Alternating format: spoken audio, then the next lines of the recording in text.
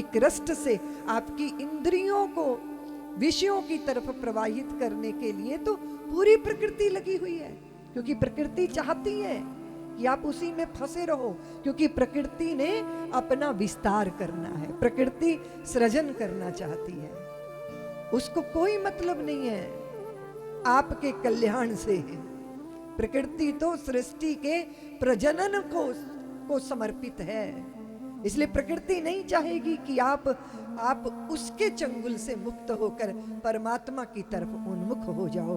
और भगवान ने स्वयं कहा, मम माया दुरत्तया, वो ऐसी प्रबल है, वो ऐसी प्रबल है, वो आपको बांध के रखती है। आप उससे छूटोगे तो वो आपको दंड भी देगी और छूटने भी नहीं देगी। इसलिए जो प्राकृतिक नियम है वो यही है कि प्रकृति आपको आबद्ध रखना चाहती है, क्योंकि उसका एक ही कार्य है कि वो सृजन करे। और अगर सृजन नहीं होता तो प्रकृति उसका दंड देती है। इसलिए जिन स्त्रियों को प्रजनन नहीं होता, जो अपने से संतानों को जन्म नहीं दे पाती हैं, उनको बड़े रोग पैदा होते हैं। ये दंड है प्रकृति का, क्योंकि प्रकृति चाहती है कि प्रजनन हो, क्योंकि उसकी सृष्टि कैसे चलेगी प्रजनन के बिना। एक बीज से सैकड़ों सैकड़ों से हजारों हजारों से लाखों, और ये तब होता है जब प्रकृति सम्मोहित कर लेती है। नहीं तो इतनी बड़ी कष्ट, प्रसव की पीड़ा को झेलने के लिए कोई तैयार होगा क्या? लेकिन उस प्रसव पीड़ा को भी कैसे झेला जाता है? प्रकृति सम्मोहित करती है। इसलिए बाद की वो जो उपलब्धि है संतान की, वो पीड़ा को भुला देती है। नहीं तो आप पूरी प्राकृतिक व्यवस्था को देखिए, उसमें कष्ट ही कष्ट है। पशुओं के प्रजनन को कभी देखा हो तो कितनी पीड़ा भोगते हैं वो, कितना कष्ट भोगते हैं। बहुत बार ऐसा लगता है कि शायद अब ये दोबारा ऐसी स्थिति में नहीं आएंगे, लेकिन दोबारा भी फिर वही दोहराया जाता है, क्योंकि प्रकृति ऐसा ही चाहती है। अब आप उस सम्मोहित की गई व्यवस्था में से मुक्त कैसे होंगे? आपका मोह कैसे छूटेगा? आपको होश कैसे आएगा? प्रकृति का काम तभी तक चलेगा जब तक आप बेहोश हैं। इसलिए होश आए। परमात्मा अपनी तरफ आकर्षित कर रहे हैं, प्रकृति अपनी तरफ आकर्षित कर रही है। इसलिए आप देखोगे कि पशु इतने दुखी नहीं है जितना मनुष्य दुखी है, क्योंकि पशु पक्षी तो प्रकृति की गोद में है। वो जगाएगी तो जागेंगे, वो सुलाएगी तो सो जाएंगे, भूख लगेगी तो खाएंगे, मलमूत्र का विसर्जन का वेग होगा, संवेग जागेंगे, विपरीत के प्रति आकर्षण जागेगा, सब प्राकृतिक है। इसलिए पशु कोई बहुत दुखी नहीं है। मुझे किसी ने पूछा, दीदी माँ पशु पक्षी भी प्रेम का अनुभव करते हैं? हमने कहा बिल्कुल करते हैं, लेकिन वो प्रेम का अनुभव करते हैं उतने भर के लिए, क्योंकि उनको भूख लगती है। दुनिया अगर उनको खाने नहीं देगी, दौड़ाएगी, हड़काएगी, और कोई जाके केले खिला देगा, कोई जाके भोजन की व्यवस्था कर देगा, तो वो इस प्रेम को अनुभव करेंगे।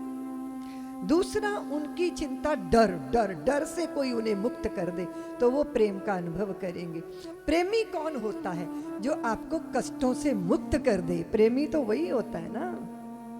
हम बंधन में हैं, कोई हमारे बंधन काट दे, हमें हाथ पैर बांधे हुए हैं, हमारा मुंह बांधा हुआ है, कोई आके हमारे बंधन खोल दे तो हमें प्रिय लगेगा वो, कि देखो एक दुष्ट ने हमें बांध दिया था और दूसरा कितना प्यारा प्रेमी निकला, हमें बंधन से मुक्त कर दी।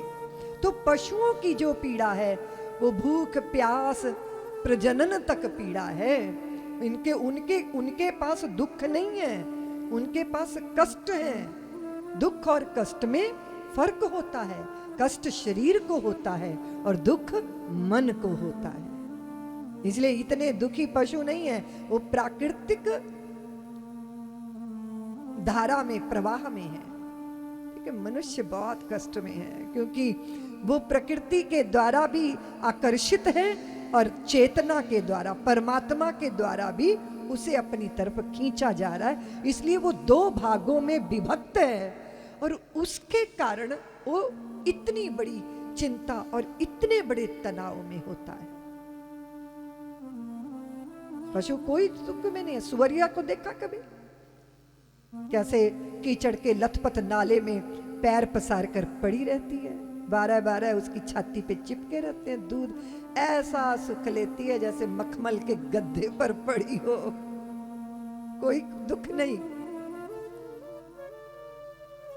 बहुत बड़ा कष्ट है मनुष्य होना, और मनुष्य होने की सार्थकता तभी है जब कष्ट से मुक्ति मिल जाए, अपने बोध से, प्रबोध से, प्रज्ञा इतनी जागृत हो जाए, ज्ञान को धारण कर ले, प्राकृतिक आकर्षणों से मुक्त हो जाए। इसलिए बहुत बड़ा चैलेंज है, बहुत बड़ा चैलेंज।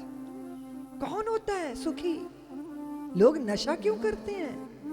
नशा करके वो मनुष्य हैं इसको भूलना चाहते हैं और पशुता में गिरना चाहते हैं, क्योंकि पशुता में सुख है, पशुता में सुख है। तो या तो आध्यात्मिक हो जाइए, नहीं तो दो ही रास्ते हैं, या तो नशा या सुसाइड, इसके सिवा और कोई रास्ता है ही नहीं।